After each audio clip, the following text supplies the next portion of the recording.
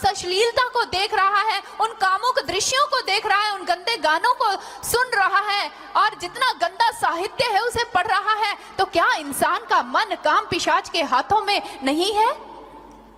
इतनी अश्लीलता, इतनी वासनाएं हैं, इतनी गंदगी है कि सब कुछ देखते हुए भी आज इंसान वासनाओं की दलदल में धंसता चला जा रहा है। गंदी मूवीज, गंदे गाने, गंदे साहित्य को पढ़ना पसंद कर रहा है आज इंसान।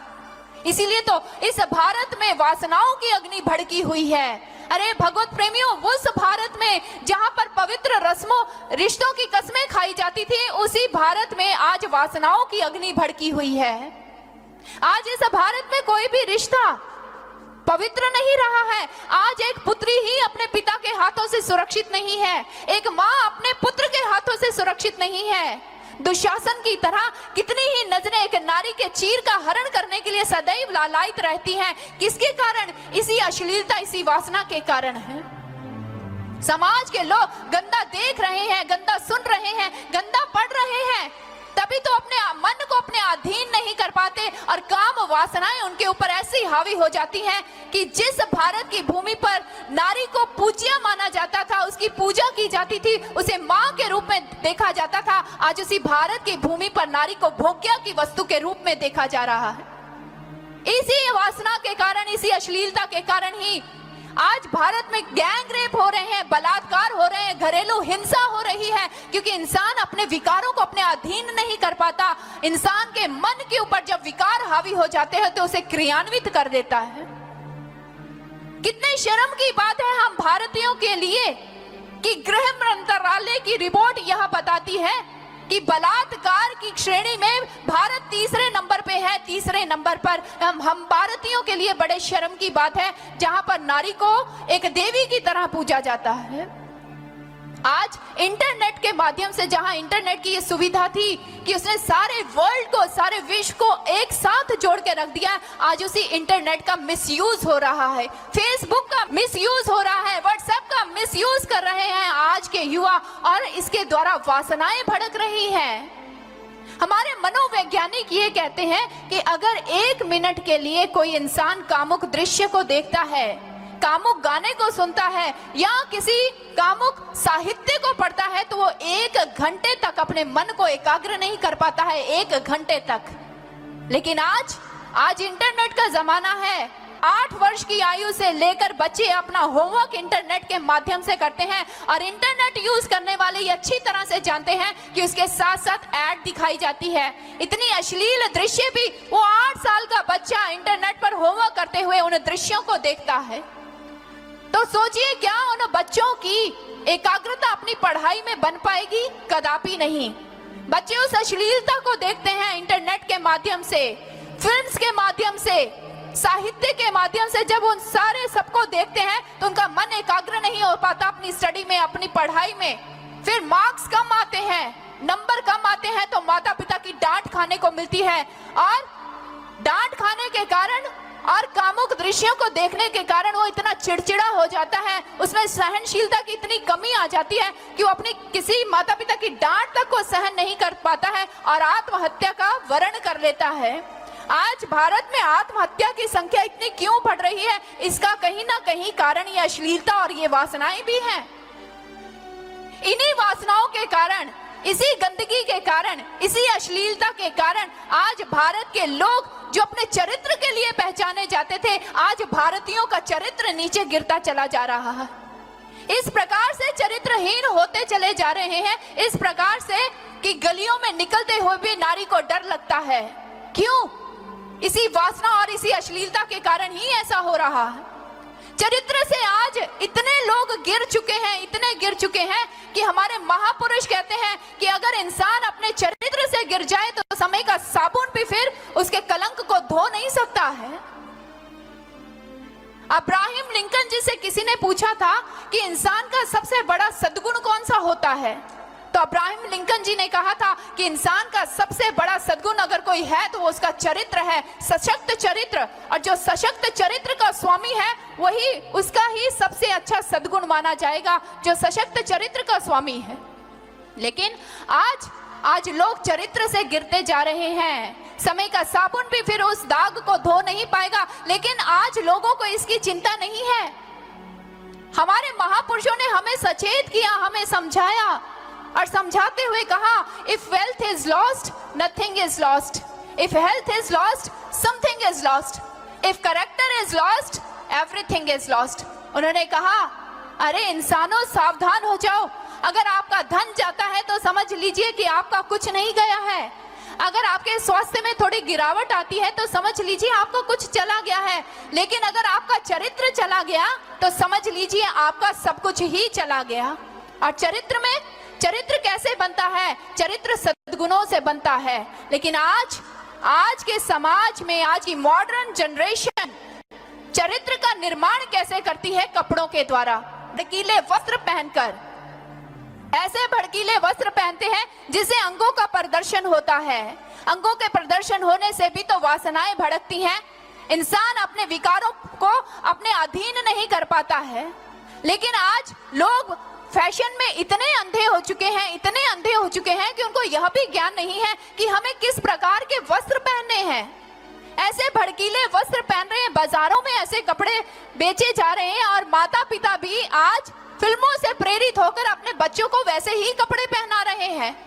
और वो बच्चे जिनके माता पिता पहले ऐसे अश्लील कपड़े पहनाते हैं अपने बच्चों को, उसके बाद जब बच्चा खुद उसकी डिमांड करता है, मांग करता है, तो जब बच्चा उसके हाथों से निकल जाता है तो फिर पछताते हैं कि हमने ऐसा क्यों किया। और वो बच्चे जब स्कूल कॉलेजेस में उनको ये कहा जाता है कि ऐसे ड्रेस मत पहनकर आइए, ये भड़कीले हैं, ये शोभनीय नहीं है, ये शोभा नहीं देते हैं आपको, तो उस समय वही बच्चे अपने टीचर से ये कहते हैं, आप कौन होते हैं हमें रोकने वाले? जब हमारे माता पिता ही हमें ऐसी ड्रेसेस पहनने से मना नहीं करते तो आप कौन होते हैं हमें रोकने वाले?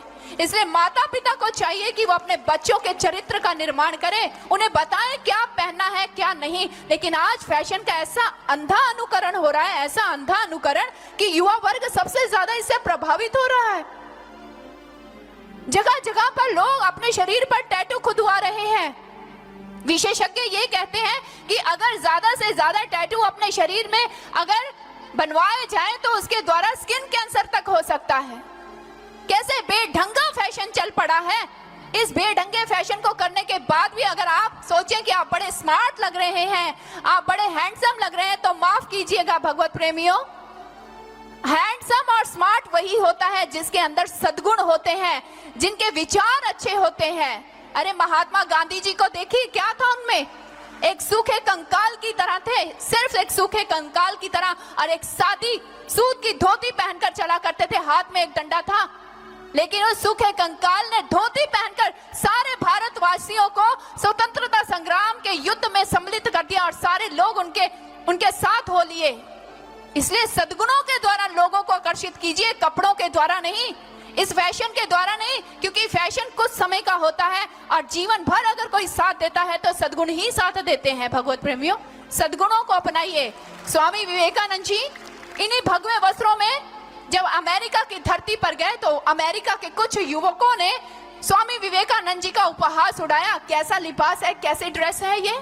तो उस समय स्वामी विवेकानंद जी ने उनको उन्हीं की भाषा में उत्तर देते हुए कहा था, मेरे भाइयों, मुझे नहीं पता था कि आपके देश में एक टेलर व्यक्तित्व का निर्माण करता है, लेकिन मेरे देश में, मेरे भारत में चरित्र इंसान का जो होता है वो निर्माण करता है इंसान का। इसलिए अपने चरित्र को सशक्त कीजिए। आज क्यों इंसान चरित्र से इतनी जल्दी गिर जाता है? इन्हीं अश्लीलता को देखने के कारण, इन्हीं वासनाओं को देखने के कारण। हमारे मनोवैज्ञानिक ये कहते हैं कि जो बाहरी नशा जो लोग आज लेते हैं ना, ये नशा उतना काम नहीं करता जितनी ये अश्लीलता, ये वासनाएं काम कर देती हैं। ड्रग्स लेने के बाद, नशा लेने के बाद इंसान की शरीर की जो क्षमता होती है वो कमजोर हो जाती है। लेकिन जब इंसान कामुक दृश्यों को देखता है, अश्लील साहित्य को पढ़ता है, तो उसकी शक्ति क्षीण नहीं होती, उसकी वासनाएं भड़क उठती हैं, उसके विकार भड़क उठते हैं और उनको क्रियान्वित करने के लिए वो कुकृत्य कर देता है। क्यों इंसान इतनी जल्दी इन विकारों के अधीन आ जाता है? क्यों इंसान अपने चरित्र से गिर जाता है? हम अपने चरित्र को सशक्त कैसे बनाएं? इन सबको देखते हुए भी हमारा मन इनके बीच उलझे ना, हमारा मन इनकी ओर आकर्षित ना हो पाए, ऐसा कौन सा साधन अपनाया जाए कि हमारा चरित्र सशक्त बन पाए और हम उसी प्रकार से इस गंदे समाज में रह सके जिस प्रकार से कीचड़ में कमल रहता है लेकिन अपनी पंखुड़ियों को कभी कीचड़ नहीं लगने देता है। हम अपने चरित्र को इस संसार में कैसे सशक्त करें? तो हमारे महापुरुष कहते हैं, अगर चरित्र को सशक्त करना चाहते हैं, सदाचरण को अपनाना चाहते हैं, तो आंतरिक जागरण का होना बहुत जरूरी। जब तक आप भी नहीं जागेंगे, जब तक आप स्व को नहीं जानेंगे, तब तक भगवत प्रेमियों आप सदाचरण के अधिकारी नहीं हो सकते। आपके व्यक्तित्व का निर्माण नहीं हो सकता है, आपके चरित्र का निर्माण नहीं हो सकता है। इसलिए सशक्त चरित्र के लिए आंतरिक जागरण होना बहुत जरूरी है। भाव, जब गुरु हमें ब्रह्म ज्ञान प्रदान करें, हम अपने घट के अंदर उस ईश्वर, उस परमात्मा का दर्शन करते हैं, तो ज्ञान की अग्नि जब हमारे घट के अंदर प्रज्वलित होती है और जब एक साधक साधना करता है, ध्यान की गहराइयों में उतरता है, तो उसके बाद उस ज्ञाना अग्नि में जलकर सारे विकार स्वाहा होने लग जाते हैं। ज्ञाना अग्नि सर्व कर्माणि भस्मासात् कुरुते तथा। हे अर्जुन, इस ज्ञान रूपी अग्नि में इतनी शक्ति है कि साधना के द्वारा, ध्यान के द्वारा विकारों को जलाकर ये स्वाहा कर देती है, खत्म कर देती है, और इंसान सशक्त चरित्र का स्वामी हो जाता है। फिर विकार उसके ऊपर हावी नहीं होते। और इसका सशक्त उदाहरण स्वामी विवेकानंद जी हैं। कहते हैं, एक बार स्वामी विवेकानंद जी किसी वैश्य को सत्संग विचार दे रहे थे, लेकिन सत्संग विचार देते देते उनके अंदर एक कुविचार ने जन्म ले लिया उस वैश्य के प्रति।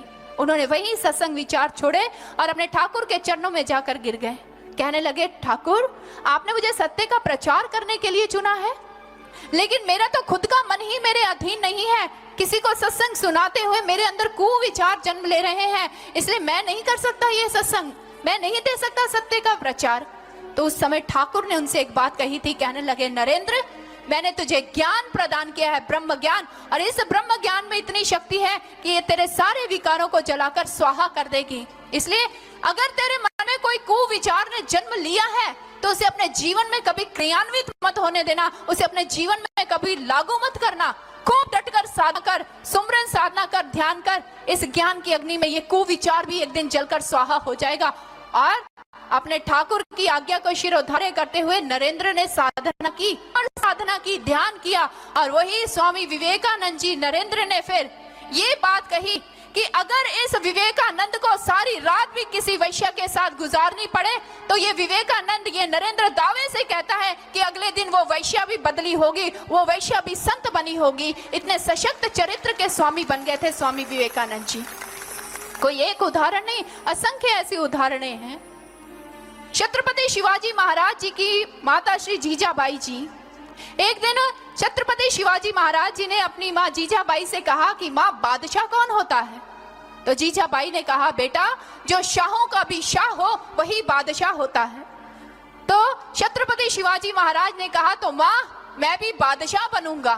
तो उस समय उनकी माता जीजाश्री ने कहा, हे शिब्बा, अगर बादशाह बनने का स्वप्न देखा है तो मेरी बात को हमेशा याद रखना। हर स्त्री में अपनी माँ जीजाबाई के रूप को देखना, अपनी पत्नी को छोड़कर हर स्त्री में अपनी माँ जीजाबाई को देखना, या भवानी माँ के ही दर्शन करना। अगर तू ऐसा करेगा तो तू सचमुच शाह बन जाएगा, सभी के दिलों पर शाह बन जाएगा, और जब तू सभी के दिलों का शाह बन गया तो अपने आप ही बादशाह बन जाएगा, तुझे बादशाह बनने की जरूरत नहीं पड़ेगी। और ये उनके जीवन में, उन्होंने अपने जीवन में इस बात को क्रियान्वित भी किया, क्योंकि जीजाबाई जी समर्थ गुरु रामदास जी की शिष्या थी। उन्हीं से प्रेरित होकर अपने विचार वो शिब्बा को देती थी, और शिब्बा ने भी अपने गुरु से उस ज्ञान को प्रपन्न किया था और साधना की, ध्यान किया, अपने चरित्र को इतना सशक्त बनाया कि एक दिन शत्रु पक्ष की जो एक स्त्री थी, गौहर बानो जी को जब दरबार में उपस्थित किया गया, तो उस गौहर बानो ने छत्रपति शिवाजी महाराज को संबोधित करते हुए कहा, हे छत्रपति शिवाजी महाराज, मैंने तो सुना था कि ये धर्मात्माओं की सभा है, लेकिन आपको देखकर तो यूं लग रहा है ये विलासियों की सभा है। जैसे ही छत्रपति शिवाजी महाराज जी ने ये सुना तो कहने लगे, नहीं माँ, मैं ऐसा भाव भी कभी कर्म में नहीं लाया हूं, और मेरे मन में तो ऐसा भाव उठ ही नहीं सकता है। हे माँ, अगर मैं तुझे देख रहा था तो मैं ये सोच रहा था कि तू कितनी सुंदर है। हे माँ, अगर मैं तेरा पुत्र होता तो मैं भी इतना ही सुंदर होता जितनी सुंदर तू है। ऐसे सशक्त चरित्र के स्वामी छत्रपति शिवाजी महाराज जी थे। इसलिए भगवत प्रेमियों, गुरुदेव श्री आशुतोष महाराज जी कहते हैं कि अगर इंसान विकारों से युद्ध करना चाहता है, विकारों पर विजय प्राप्त करना चाहता है, तो उसे आंतरिक जागरण करवाना ही पड़ेगा। जब तक आंतरिक जागरण नहीं होगा, इंसान का चरित्र सशक्त नहीं हो पाएगा, इंसान विकारों से निकल नहीं पाएगा। इसलिए सद आचरण के लिए जागरण का होना, उस ज्ञान को प्रपन्न करना बहुत जरूरी। और जब देश में सशक्त चरित्र के स्वामी होंगे, सभी का चरित्र सशक्त होगा, फिर एक ऐसे सत्य समाज के गठन कर पाएंगे जहां पर पुनः फिर से पवित्र रिश्तों की कस्में खाई जाएंगी, जहां पर हर रिश्ता फिर पूजनीय दृष्टि से देखा जाएगा, सौहार्द की भावना फिर सभी के लिए होगी और नारी के प्रति सबके अंदर माँ की भावना होगी, एक बहन की भावना होगी, उसे पूज्य रूप में देखा जाएगा। इसलिए अगर सभ्य समाज का निर्माण करना चाहते हैं तो भगवत प्रेमियों जाइए, जागरण करवाइए, क्योंकि जागरण के द्वारा ही व्यक्तित्व का निर्माण होता है और व्यक्तित्व का निर्माण होने से ही राष्ट्र का निर्माण होता है, देश का निर्माण होता है, समाज का निर्माण होता है और समाज उन्नति करता है और बुलंदियों को छूता है।